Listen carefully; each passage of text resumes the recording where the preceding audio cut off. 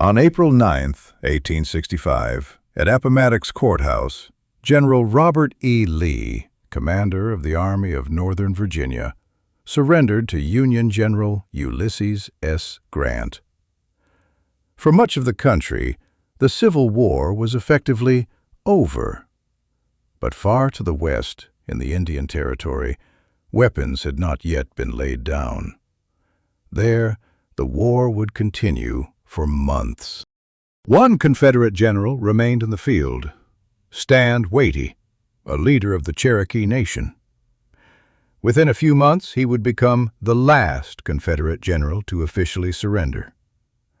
By then, native lands would already be devastated, divided, and reshaped by the victors. The tribes found themselves on opposite sides of the conflict. Some supported the Confederacy, others the Union. Entire nations were split from within, and in some cases the divisions escalated into civil war. Some fled north to escape the fighting. Others enlisted beneath gray or blue banners. For Native peoples, this was not a distant chapter of the Civil War. It was a war fought directly on their land. For many Native nations, the decision to side with the Confederacy was influenced in part by the issue of slavery. Indian Territory was home to 5 major Native nations: the Cherokee, Choctaw, Creek, Muskogee, Chickasaw, and Seminole. Among them, the Cherokee owned the largest number of enslaved people. Their choice would shape the future of the region long after the war ended. To understand their role, it is necessary to look back to the 1830s. Less than 20 years before the war, these nations had been forcibly removed from their ancestral homelands and driven westward. Thousands died along the way. Their governments had to be rebuilt from the ground up. By 1861, they were only beginning to recover. The promise that these lands would belong to them forever remained a fragile guarantee. When the United States fractured in 1861, many Native peoples did not see a struggle of ideals. They saw armies moving across their territory and 2 governments demanding loyalty. Some leaders argued for neutrality, warning that involvement would bring disaster. But neutrality requires strength, and by then, little remained. The federal government urged Native nations to support the Union. Yet it was that same government that had organized their removal only 2 decades earlier. Trust had been broken. The Confederacy acted quickly, promising autonomy, protection, and respect for Native sovereignty. Just as importantly, Confederate troops were already nearby. In the end, geography mattered as much as politics. By the summer of 1861, the Choctaw and Chickasaw nations had signed treaties with the Confederacy. Among the Cherokee, however, the situation was far more complicated. The nation fractured into rival camps. Some leaders supported an alliance with the South, while others fiercely opposed it. Political disagreement soon became an armed conflict. In 1862, war arrived in the region in full force. In March, Native cavalry units fought alongside Confederate troops at the Battle of Pea Ridge.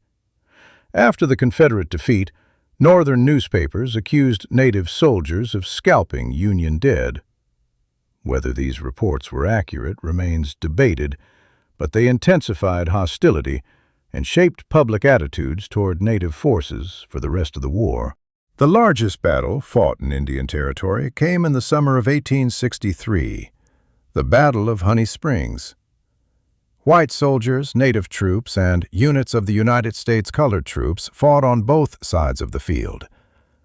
The Union victory shattered Confederate influence in the region and marked a major turning point. Meanwhile, a separate war raged within the tribes themselves. Among the Cherokee, rival governments claimed legitimacy, while competing armed factions fought for control. Settlements were raided. Families fled to Kansas. Farms and communities were destroyed. As authority collapsed, the line between battlefield and home front disappeared entirely. Against this backdrop, Stand Watie continued fighting even after the Confederate position had become hopeless. His forces carried out raids against Union supply lines, disrupting communications and logistics. In recognition of his service, he was promoted to brigadier general, the only Native American in the Confederate Army to attain that rank. By then, however, the broader strategic picture was no longer changing. Following Lee's surrender at Appomattox Courthouse on April 9, 1865, Confederate resistance gradually collapsed.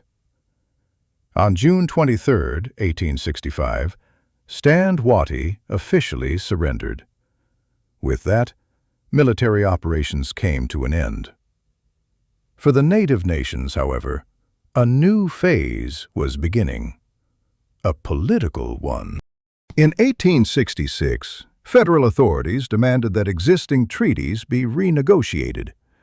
The tribes that had signed agreements with the Confederacy were deemed to have violated their previous obligations. They were required to emancipate their enslaved people and grant them civil rights within tribal society. In addition, substantial portions of tribal land were ceded to the federal government. Arguments that the decisions of 1861 had been made under extraordinary circumstances received little consideration. The outcome of the war was determined by the victors. The surrender documents at Appomattox Courthouse were prepared by Ely Parker, a member of General Grant's staff and a representative of the Seneca Nation. The fact carried considerable symbolic significance, but it had little effect on the policies that followed. By the early 1870s, the native nations had lost a significant portion of the territory they had controlled in 1861.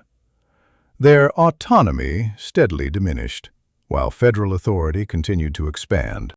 The participation of native peoples in the Civil War cannot be reduced to a simple choice between the North and the South.